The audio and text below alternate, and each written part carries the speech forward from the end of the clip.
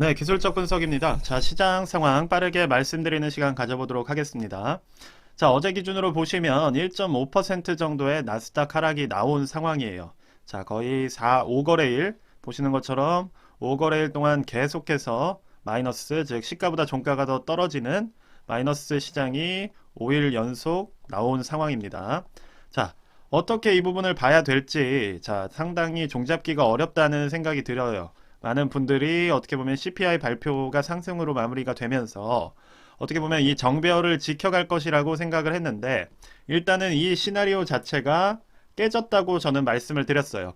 이때도 상승에 대한 이야기를 하면서도 항상 그러한 추세나 아니면 시나리오 변화에 대응을 해야 된다고 말씀을 드렸고, 실제로 이렇게 깨지는 모습이 저번 주에 나오면서 저 같은 경우는 단기적으로는 하락에 대비해야 된다 라고 어떻게 보면 뷰를 말씀을 드린 바가 있습니다.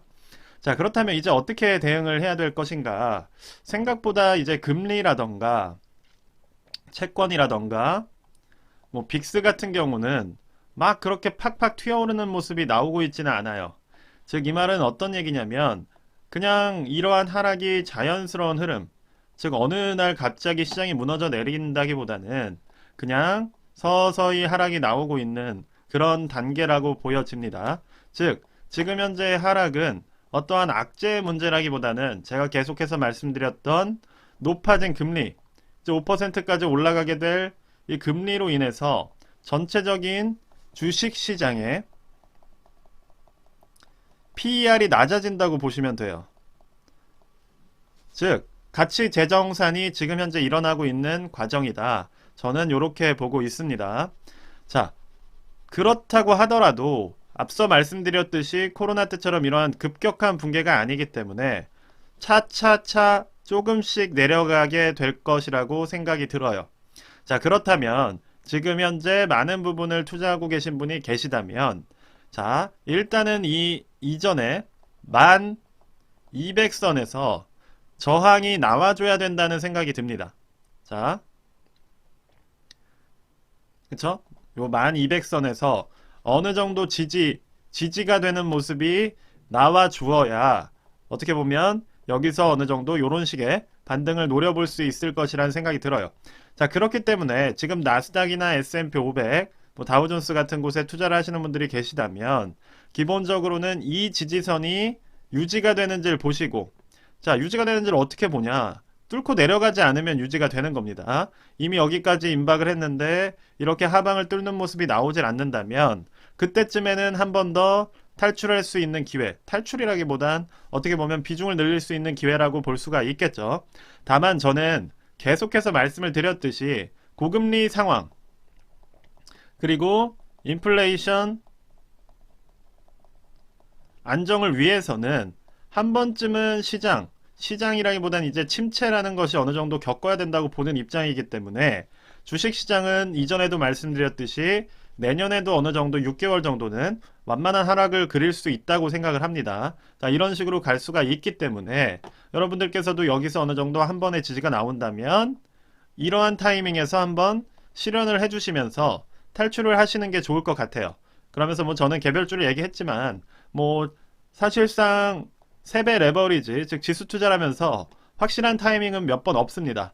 예를 들어서 저번 주 금요일 같을 때가 한 번 오랜만에 나오는 확실한 타이밍이었지만, 그 다음에 제가 드리고 싶은 말씀은 과연 오늘이나 내일 그리고 이렇게 이틀 정도 더 하락이 진행되고 난 뒤에 그 뒤에 과연 들어간다고 해서 또다시 하방을 크게 먹을 수 있을 것인가, 그 부분은 또다시 미지의 영역으로 남게 된다는 거예요. 즉 불확실성이 지배를 하게 된다.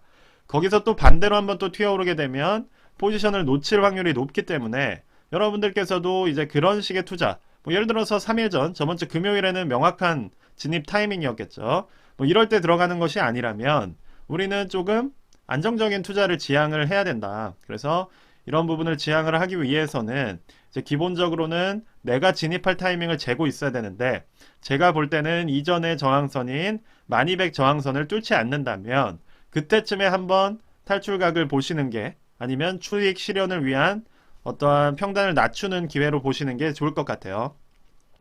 자, 그래서 S&P 500이나 다우존스 같은 경우도 제가 말씀드렸던 기본적인 소실점, 즉 수렴선에서 이제 무너지는 모습으로 전환을 했어요. 그렇다면 당연히 전저점은 도전할 수 있는 상황인 것이고, 그 부분을 염두에 두면서 어떻게 보면 매수나 아니면 포지셔닝을 가져가시는 게 좋다고 보여드려요. 그래서 일단 제가 주말에 올렸던 영상에서 말씀을 드린 것처럼 일단은 단기 추세가 돌파된 것이 맞기 때문에 뭐 숏을 타시더라도 오늘까지는 들어가셔야 된다. 너무 늦게 되면은 또다시 실현 타이밍을 놓칠 수가 있기 때문에 뭐 들어가신다면, 숏을 들어가신다면 지금이나 뭐 오늘 정도가 어느 정도 가장 좋은 타이밍이 될 것이다 라고 개인적으로 판단을 합니다. 뭐 다만 그것이 어느 수준에서 다시 횡보로 전환이 될 수가 있기 때문에 그런 부분을 항상 염두에 두시면서 대응을 하시면 좋을 것 같아요. 자, 그래서 세배 레버리지 같은 경우는 지금 현재 사실상 대응하기가 상당히 쉽지는 않은 그러한 포지션이에요. 뭐 여기서 또 사신 분들은 이제 3, 40%가 물렸기 때문에 저는 항상 이때도 말씀을 드렸지만 조심해야 된다고 말씀을 드렸어요. 왜냐? 작은 조정도 너무나 큰 수익률로 전환이 되는 게 세배 레버리지 투자이기 때문에 항상 그 부분을 유의를 해주셔야 된다고 말씀을 드렸고, 자, 지금 같은 경우는 이전 저점인 16달러 정도가 어떻게 보면 최후의 저항선이에요. 자, 이 부분이 뚫리게 된다면 한 자릿수까지도 갈 수가 있기 때문에 세배 레버리지에 투자를 하시는 분들께서는 항상 그 부분을 유의를 해주셔야 된다는 거예요. 자, SOXL 같은 경우도 현재 6.5달러, 자, 한 7달러 정도까지는 어느 정도 마지노선이라고 보고 있습니다. 자, 아직은 추세가 이 부분이 뚫리진 않았지만 조금 후행해서 따라오고 있는 느낌이기 때문에 비슷하게 생각을 해주시면 좋을 것 같아요. 자, 그래서 저는 항상 안타까운 부분이 이 레버리지 투자가 어려운 것이 바로 이 부분에서 손절을 치지 못하시면, 자, 이거는 좀 알아주시면 좋겠어요. 자, 이 부분에서 손절을 치질 못하시면 결과적으로는 이 하방이 뚫려도 만약에 전저점을 뚫고 가더라도 손절을 치기가 어려워집니다. 왜냐? 수익률이 너무 마이너스가 됐기 때문에 선뜻 수익 실현에 손이 나가질 않는 거예요. 그렇게 되면 계속해서 물려서 오히려 정말 80%, 90% 손해가 되기 전까지 계속해서 물을 타면서 버티는 이제 그런 식의 투자를 이때부터 해오신 분들이 많이 있을 거예요. 자, 그렇기 때문에 지금 제가 항상 말하지만 경거망동하지 말고 매일매일 항상 살얼음을 걷듯이 내가 언제 손절을 칠 것인지를 계속해서 결심을 하고 타이밍을 보면서 투자를 하셔야 된다는 거예요. 자, 그럼 지금 우리가 해야 되는 것은 무엇이냐? 지금 패닉셀을 할 것이 아니라 이 하방 지지가 나오는지를 확인을 하셔야 돼요. 하방 지지가 나올 확률이 그래도 제법 있기 때문에, 자, 이 부분에서 지지가 나오는 것을 확인을 하고 어느 정도 평단을 낮춰서 수익 실현으로 전환할 수 있는 기회를 보셔야 된다 라는 게 저의 개인적인 대응 방법입니다. 자, 지금 세배 레버리지 이제 숏 같은 경우는 지금 이렇게 하방에서 올라가는 모습이 나오고 있습니다.